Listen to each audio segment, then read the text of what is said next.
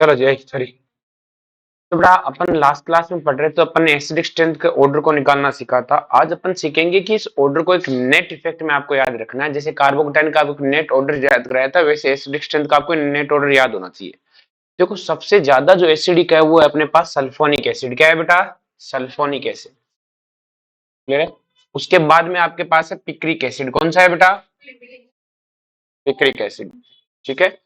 फिर आपके पास है फॉर्मिक एसिड, फिर है आपके पास बेंजोइक एसिड, फिर है कार्बोक्सिलिक एसिड, फिर है कार्बोनिक एसिड। ये होता है कार्बोनिक एसिड। फिर फिनोल, फिर पानी, एल्कोहल, ट्रिपल बॉन्ड से जुड़ा हुआ हाइड्रोजन एल्काइन, और फिर एमीन।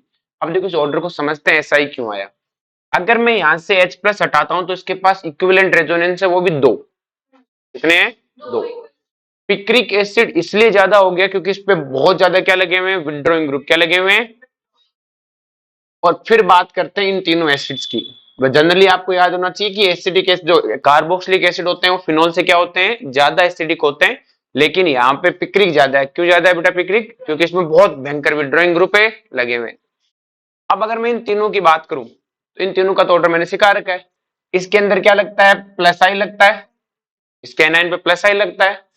इसके एनाइन की अपन बात करें तो क्या हो रहा है बेटा? क्रॉस कॉन्जुगेशन लग रहा है। कल क्लास में बात हुई थी। और ये नॉर्मल रेजोनेंस कर मतलब नॉर्मल एकदम, कोई इस पर क्रॉस भी नहीं है, कोई प्लस आई भी। सेम कहानी कार्बोनिक एसिड है। ये होता है कार्बोनिक एसिड बेटा। कार्बोनिक एसिड पे O पे क्या आएगा? Negative charge. अगर एक H प्लस हटाऊं, अरे बोलो। और ये नेगेटिव चार्ज जब रेजोनेंस करेगा तो OH क्या करेगा? क्रॉस लगाएगा। इसका मतलब कार्बोनिक क्या होता है? नॉर्मल कार्बोक्सिलिक एसिड से क्या होता है? कम एसिडिक। अरे बोलो। और इनसे कम एसिडिक कौन है? फिनोल। क्योंकि फिनोल के पास इक्विवेलेंट रेजोनेंस नहीं, इसका रेजोनेंस फिर भी इक्विवेलेंट है। अरे बोलो। फिनोल के पास रेजोनेंस है, पानी के पास रेजोनेंस है नहीं है। और फिर इसमें R के पास क्या है? प्लस आई। क्या है बेटा? उसके बाद में क्या है? C ट्रिपल बॉन्ड है C। समझा क्या? क्योंकि ये हाइड्रोजन भी तो इलेक्ट्रोनेगेटिव है बेटा, इसकी भी इलेक्ट्रोनेगेटिविटी ज्यादा होती है। अरे बोलो। और इसके बाद आता है अमोनिया। कौन आता है? कि सर नाइट्रोजन तो ज्यादा इलेक्ट्रोनेगेटिव है।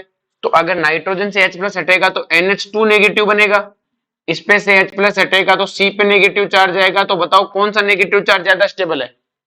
नाइट्रोजन वाला कि कार्बन वाला? कौन सा? बेटा sp कार्बन नाइट्रोजन से भी पावरफुल होता है ना। क्लियर है? sp कार्बन नाइट्रोजन से क्या होता है? ज्यादा इलेक्ट्रोनेगेटिव। अगर ये sp2 होता तो ये ज्यादा एसिडिक होता। तो क्या ये एसिडिक और स्ट्रेंथ का ऑर्डर समझ में आया बेटा? और ये याद भी होना चाहिए। Clear cut. अब देखो क्या होता है कि ये सब एक्वस मीडियम है। किसमें बेटा? हमें एक्वस मीडियम में लिखना होता है। गैसियस मीडियम में क्या होता है? सिर्फ मेथनॉल पानी से ज्यादा एसिडिक होता है। किससे ज्यादा होता है? पर वो गैसियस मीडियम में, हमें कोई गैसियस मीडियम पूछे नहीं रहा होता है, बस आपके इंफॉर्मेशन के लिए, बाकी इसका कोई लेना देना नहीं है। तो सबको ये ऑर्डर क्लियर है बेटा? चलो जी। अब देखो बेटा, हमें एसिड बेस रिएक्शंस करानी है। और एसिड बेस रिएक्शन में आपको मैंने इक्विलिब्रियम में पढ़ाया भी था कि कोई एसिड होता है उसका कॉन्जुगेट क्या बनता है? बेस। और बेस का कॉन्जुगेट क्या होता है? एसिड। क्लियर है? और एक चीज हमेशा ध्यान रखना, एसिड का कॉन्जुगेट क्या होता है? कोई एसिड है उसका जो कॉन्जुगेट बेस होगा वो उल्टा होता है। अगर एसिड स्ट्रॉन्ग है तो उसका कॉन्जुगेट क्या होता है? वीक। और अगर कोई एसिड वीक है तो उसका कॉन्जुगेट क्या होता है? स्ट्रॉन्ग। अब कॉन्जुगेट होता क्या है हमेशा? बेस। एसिड का कॉन्जुगेट हमेशा ही क्या होता है बेटा? बेस। कोई एसिड है तो उसका कॉन्जुगेट तो हमेशा ही बेस ही बनेगा। क्लियर है? अब ये स्ट्रॉन्ग तो ये वीक, ये वीक तो ये स्ट्रॉन्ग। सेम कहानी बेस के साथ होता है। अगर कोई बेस है तो उसका कॉन्जुगेट हमेशा क्या बनेगा? एसिड। और ये स्ट्रॉन्ग तो ये वीक, ये वीक तो ये स्ट्रॉन्ग। तो बेटा in acid base reaction, in acid and base are stronger than their conjugate are weak. उनके कॉन्जुगेट क्या होते हैं? वीक। और उसका उल्टा भी होता है, अगर एसिड और बेस वीक होंगे तो उनके कॉन्जुगेट क्या होंगे? स्ट्रॉन्ग। एसिड का कॉन्जुगेट बेस, बेस का कॉन्जुगेट एसिड। इन बातों को हमने आयनिक इक्विलिब्रियम में खूब पढ़ा है। क्लियर है? तो आज अपन ज्यादा इन पे बात है नहीं करेंगे, अपन ऑर्गेनिक में रहेंगे। अब जो बड़ा ध्यान से कि एसिड बेस रिएक्शन होती कब है? इन acid base reaction, reaction move in forward direction. अगर कोई एसिड और बेस की रिएक्शन है, जैसे मान लो आपके पास ये एक एसिड है और ये एक बेस है। एसिड क्या देगा बेटा? H प्लस देगा। और ये H प्लस से लेगा। तो एसिड का क्या बनेगा? Conjugate base. और बेस का क्या बनेगा, कॉन्जुगेट एसिड। लेकिन ये सारा है तो एक ही कंटेनर में। अरे बोलो, ये सारा का सारा क्या है, एक ही कंटेनर के अंदर है। समझा क्या भाई, इनका कोई कंटेनर अलग है क्या, कि नहीं सर कोई कंटेनर अलग है। जब सारा एक ही कंटेनर में है बेटा, तो सिंपल सी कहानी है, ये आपके पास एसिड है और ये क्या है बेटा, बेस। तो जब रिएक्शन इक्विलिब्रियम में है तो ये भी एग्जिस्ट करेगा, ये भी एग्जिस्ट करेगा, ये भी एग्जिस्ट करेगा और ये भी। अरे बोलो, तो अब रिएक्शन फॉरवर्ड जाएगी या बैकवर्ड जाएगी, मतलब रिएक्शन आगे जाएगी या नहीं जाएगी, इस बात को कैसे तय करें, इस बात को कैसे तय करें। आ रही बात समझ में, कि भाई हमें नहीं पता लग रहा, तो देखो रिएक्शन में आप ध्यान से समझो कि अगर एसिड और बेस की रिएक्शन करने पे देखो वापस बन भी तो एसिड और बेस ही रहे, तो इसका मतलब रिएक्शन में दो तरह के एसिड है, एक रिएक्टेंट साइड और एक प्रोडक्ट साइड है। दो तरह के एसिड दिख गए रिएक्शन में, एक कहां पर है बेटा, रिएक्टेंट साइड, दूसरा कहां है, प्रोडक्ट साइड। तो in acid base reaction, reaction move in forward direction, reaction कहां मूव होगी बेटा, forward direction. If reactant side acid stronger, अगर रिएक्टेंट साइड का एसिड क्या होगा, स्ट्रॉन्गर होगा as compare to product side, जिसकी लाठी उसकी बेस। क्लियर है। तो सिंपल सी कहानी, अगर ये स्ट्रॉन्ग हुआ तो रिएक्शन को ये कंट्रोल करेगा, ये कंट्रोल करेगा तो रिएक्शन कहां जाएगी, फॉरवर्ड। और अगर ये स्ट्रॉन्ग हुआ तो रिएक्शन कहां जाएगी, बैकवर्ड। फिर बोलो रेरा कहानी, तो अपने को तो फॉरवर्ड ले जानी होती है रिएक्शन, तो एसिड और बेस में रिएक्शन तभी होगी जब रिएक्टेंट साइड वाला एसिड स्ट्रॉन्ग होगा, क्योंकि हमें पता है एसिड और बेस की रिएक्शन करने में बनता भी क्या है, एसिड और बेस। तो प्रोडक्ट में जो एसिड बनेगा वो वीक होना चाहिए, वो क्या होना चाहिए, सारी कहानी खत्म, कि प्रोडक्ट साइड का एसिड वीक होना चाहिए। कि सर कैसे, देखो अपन पढ़ते हैं सोडियम बाइकार्बोनेट टेस्ट, क्या पढ़ते हैं, सोडियम में हमें ये टेस्ट पढ़ना है। हमने कहा ये हमने कार्बोक्सिलिक एसिड की रिएक्शन सोडियम बाइकार्बोनेट से कराई, किससे कराई, सोडियम में। अब सोडियम बाइकार्बोनेट है क्या, कि सर ये होता है कार्बोनिक एसिड, क्या होता है, ये कार्बोनिक एसिड एक H प्लस देगा तभी तो बनेगा ये C double bond OH, O negative Na plus और H प्लस। अरे बोलो, ये Na हटा देता हूं मैं, ये है आपका बाइकार्बोनेट, ये कौन है बेटा आपका, तो ये एसिड है तो ये कौन है, बेस। अरे बोलो, अगर ये एसिड तो ये बेस। तो हमने क्या करवाया कि सर एक एसिड की रिएक्शन करवाई है बेस के साथ में, ये एसिड है और इसकी रिएक्शन हमने किससे कराई है, बेस, सोडियम बाइकार्बोनेट के साथ में। अब अगर ये बेस है तो ये H प्लस मांगेगा, ये H प्लस दे देगा। जैसे ही H प्लस देगा तो ये नेगेटिव वाला H प्लस लेके क्या बना लेगा, H2CO3। अरे बोलो, चमका क्या, और साथ में खुद का क्या बना लेगा, एनाइन, खुद का क्या बना लेगा। तो इसने खुद ने क्या किया बेटा, कि सर इसने खुद ने तो कुछ नहीं किया, इसने तो सिर्फ H प्लस देने का काम किया। किसका काम किया, इसने H प्लस दिया, इसने H प्लस लिया। ये आपने रिएक्शन पहले करवा लेनी है। अब रिएक्शन करवाने के बाद तय करना है रिएक्शन होगी या, तो आप देखो दो एसिड कौन कौन से हैं, कि सर एक एसिड तो ये रहा। अरे बोलो, दूसरा एसिड कौन है, किसी इस बेस ने H प्लस लिया था। अरे बोलो, और इस बेस ने H प्लस लिया था तो इसका कॉन्जुगेट यही है, तो इसका मतलब ये भी एसिड है। अरे बोलो भाई, कोई बेस H प्लस लेगा तो उसका बना कॉन्जुगेट एसिड तो होगा। तो आपके पास दो एसिड कौन है, कि सर एक एसिड तो ये और इस एक बेस से बनने वाला एसिड, एक रिएक्टेंट साइड एसिड हो गया, एक तो एसिड दिख गए।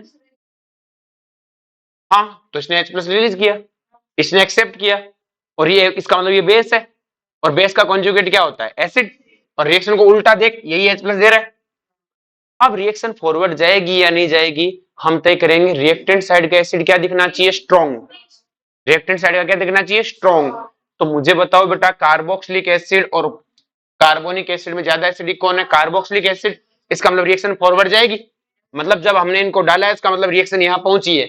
और बेटा इस कार्बोनिक एसिड की एक खासियत होती है, इसको कोई कुछ ना कहे तो भी ये मरता है, अपनी ही मौत मरता है, कुछ नहीं कहे तो भी, मतलब अपन इसको कुछ ना कहे तो भी मरेगा ये। और ये मर के देता है CO2 प्लस H2, क्या देता है बेटा, CO2 प्लस है, समका क्या, जैसे कार्बोनिक एसिड टूटेगा क्या मिलेगा, H2O प्लस है CO2, समका। अब यहां से CO2 गैस रिलीज होती है, क्या होती है, CO2 गैस, समका। तो हमसे क्वेश्चन आता है कि कार्बो ऐसा कौन सा इनमें से है जो सोडियम बाइकार्बोनेट से रिएक्शन करके CO2 गैस रिलीज करता है। तो आपको समझ में आ गया, CO2 गैस रिलीज करेगा इस कार्बोक्सिलिक एसिड।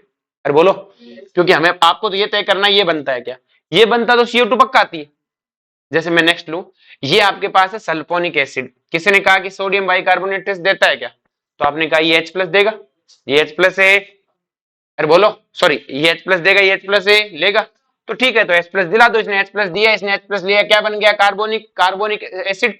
अब आपको तय करना है कि रिएक्शन आगे जाएगी या नहीं जाएगी, तो आप मुझे बताओ सल्फोनिक और कार्बोनिक में ज्यादा एसिडिक कौन है, इसका मतलब प्रोडक्ट साइड का एसिड वीक है, और प्रोडक्ट साइड का एसिड वीक है, मतलब रिएक्शन कहां जाएगी, फॉरवर्ड, और रिएक्शन फॉरवर्ड का मतलब ये बना है, और ये बना है तो CO2 पक्का ही है।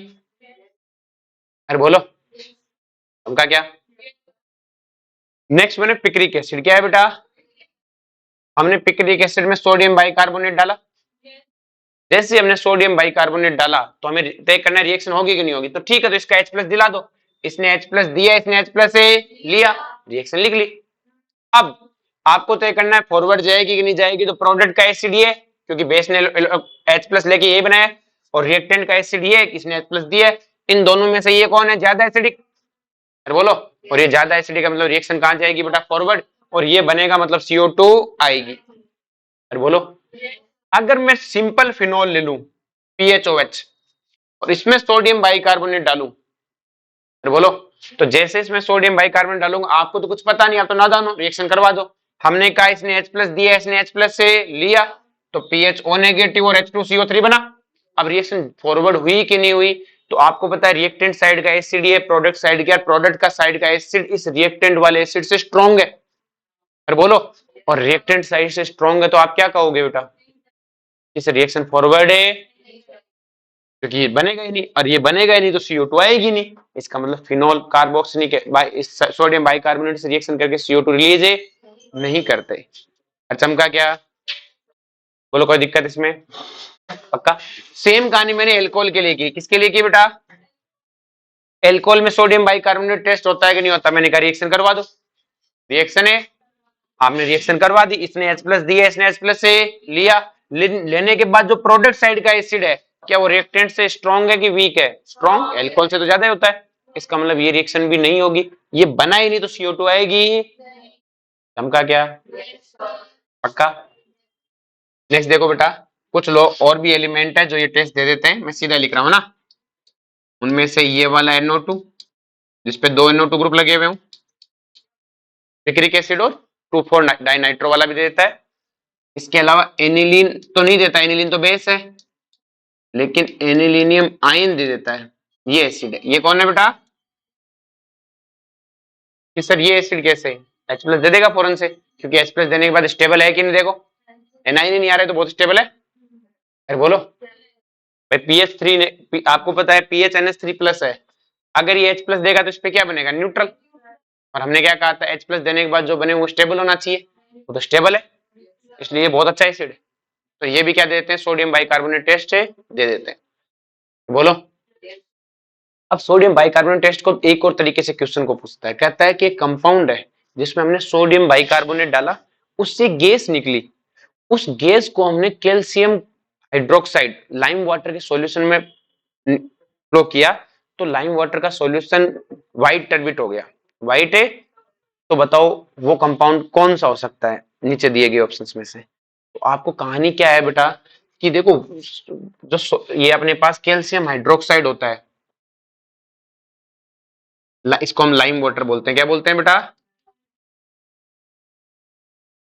इसमें से बेटा अगर CO2 गैस का फ्लो किया जाता है तो कैल्शियम कार्बोनेट की व्हाइट टर्बिडिटी आती है, किसकी आती है बेटा, कैल्शियम में कार्बोनेट की। तो क्वेश्चन क्या पूछना चाहता है, वही क्वेश्चन आपको ये पता करना है इनमें से कौन CO2 देता है, वो लिखेगा ऐसे कि कंपाउंड है जिसमें सोडियम बाइकार्बोनेट डाला, उससे गैस निकली, उस गैस को लाइम वाटर में फ्लो करने पे व्हाइट टर्बिडिटी आई, तो आप क्या समझे, व्हाइट टर्बिडिटी है मतलब ये बना है, ये तभी बना होगा जब CO2 का फ्लो किया गया है, इसका मतलब CO2 का फ्लो तभी होगा जब सोडियम बाइकार्बोनेट देगा, भाई CO2 का फ्लो कब होगा, जब सोडियम बाइकार्बोनेट कार्बोनिक एसिड बनेगा, और कार्बोनिक एसिड बनेगा मतलब इनमें से कौन कौन सा है जो सोडियम बाइकार्बोनेट से रिएक्शन कर सकता है, आगे बात समझ में, इस तरह से क्वेश्चन पूछेगा। अब इसमें एक नई चीज पूछता है, देखो यहाँ पे मैंने लिखा है कार्बन 13, क्या लिखा है, कार्बन 13 का मतलब कार्बन का 13 वाला आइसोटोप्स है, तो जो CO2 गैस बाहर निकली है उसमें ये कार्बन कहां से है, कार्बोक्सिलिक एसिड का कार्बन है कि इसका कार्बन है? कि सर आप रिएक्शन को अगर ध्यान से देखोगे तो कार्बोक्सिलिक एसिड ने तो सिर्फ H+ दिया था, बोलो, और इसको H+ दिया था, तो मतलब इस कार्बन में यही कार्बन का रोल है, तो इसका मतलब यही टूटेगा। तो CO2 में जो कार्बन आता है वो कहां से आता है? कार्बोनिक एसिड से। कहां से आता है? कार्बोनिक, सोडियम बाइकार्बोनेट से है। तो बोलो, इस कार्बन का यहाँ कोई रोल है? अगर मैं यहां पर भी कार्बन 13 लूं तो यहां पर भी क्या मिलेगा? कार्बन है। बोलो, और अगर मैं कार्बोक्सिलिक एसिड को कार्बन 13 लूं, इसको कार्बन 13 ना लूं तो रे, तो वहां पे भी नहीं आएगा, कहानी खत्म। मतलब हम सीधी सी बात है कि ये कार्बन, ये एसिड कहेगा मेरा तो सिर्फ H+ देने का रोल है और कोई रोल है, बाकी वो अपनी मौत मरा वो जाने। चमका क्या? तो यहाँ पे जो कार्बन है वो कहां से है? सोडियम है बाइकार्बोनेट। क्या सबको सोडियम बाइकार्बोनेट समझ में आ गया? वो दो एक्स्ट्रा एग्जांपल भी लिख लेना। नेक्स्ट है बेटा reaction with NaOH। Reaction with, तो ये सब लैब टेस्ट तुम्हारे सिलेबस में इस बार ऐड किए हुए हैं, अलग से लिखे हुए लास्ट में। पहले लिखे नहीं थे तब भी पूछते थे, अब तो लिख के दिए उन्होंने सिलेबस में। ले रहे वो राउडी राठौड़ वाला, जो मैं कहता वो मैं करता, ऐसा कुछ डायलॉग है ना उनका, जो मैं नहीं कहता वो डेफिनेटली करता हूँ, ऐसा।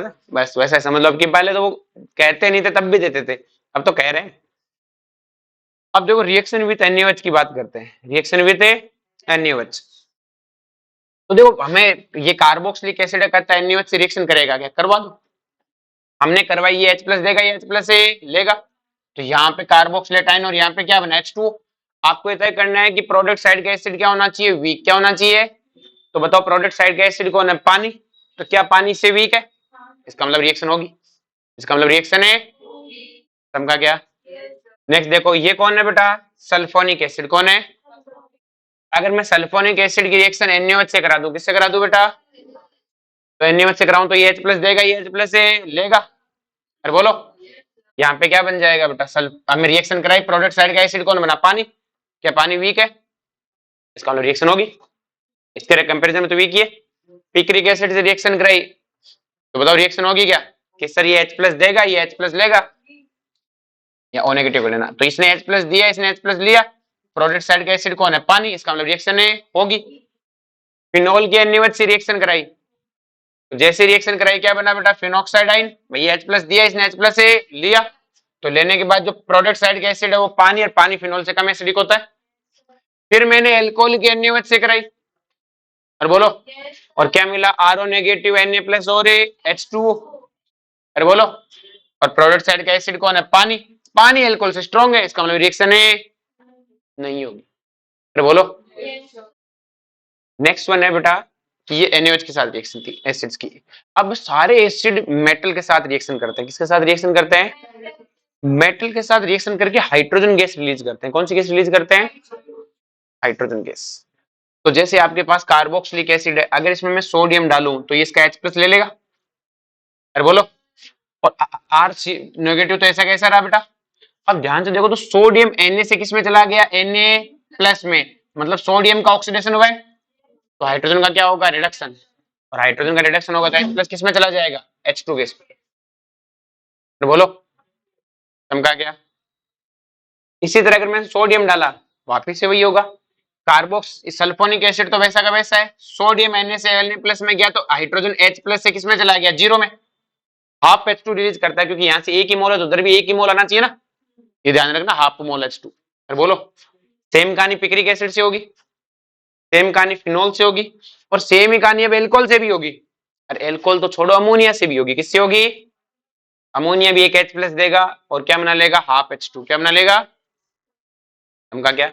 और अमोनिया तो से कार्ब, जो ये आपके पास टर्मिनल एल्काइन है, ये भी करेगी। अरे बोलो, ये भी तो एसिडिक हाइड्रोजन है, रिएक्शन करेगी और क्या रिलीज कर देगा? Half hydrogen. तो ये वाले देखो सारे मेटल देते हैं, ध्यान रहे, कॉपर ऊपर नहीं करता है, ये इलेक्ट्रोकेमिकल सीरीज के ऊपर वाले तो हैं। हाइड्रोजन को आप क्या कर रहे हो बेटा? ऑक्सीडाइज, रिड्यूस कर रहे हो बेटा। H+ को आप किस में ले जा रहे हो? H2 में। मतलब आप रिएक्शन में कर क्या रहे हो कि सर H+ H2 में जा रहा है, मतलब इसका रिडक्शन हो रहा है। और इसका रिडक्शन कौन कर सकता है? जो इलेक्ट्रोकेमिकल सीरीज में क्या हो बेटा? हाइड्रोजन से ऊपर वाले, हाइड्रोजन से ऊपर वाले। क्लियर है? ये तो सारे मेटल करते हैं। जो ये वाली रिएक्शन है ये लिथियम को छोड़ के बाकी सारे करते हैं, लिथियम नहीं करता ये रिएक्शन।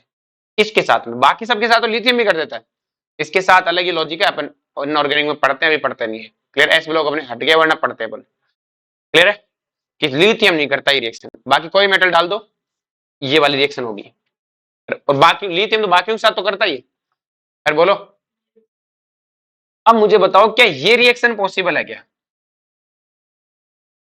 देखो ये अमोनिया, ये कौन है, और ये NaNH2 माइनस प्लस हाइड्रोजन।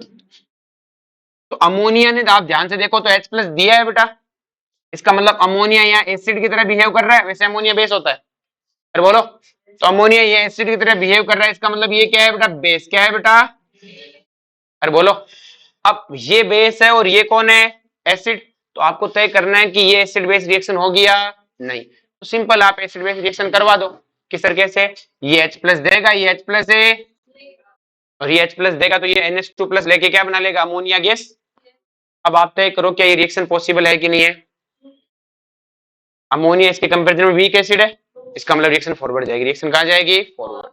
इस तरह के क्वेश्चन हमसे पूछते हैं। फिर बोलो, समझा के सबको? चलो जी, ये वो रिएक्शन है, आपको ध्यान रखना है। अब एक चीज देखना है बेटा, फिनोल का लैब टेस्ट। किसका लैब टेस्ट बेटा? फिनोल का लैब टेस्ट होता है, इसमें FeCl3 डालते हैं। क्या डालते हैं? और वॉयलेट कलर आता है। कैसा कलर आता है? ये कंपाउंड बनता है।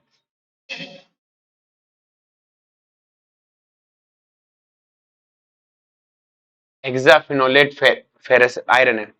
ठीक है, फिर बोलो, ये टेस्ट क्या होना चाहिए, याद। अब अपन करेंगे बेटा डिस्कशन।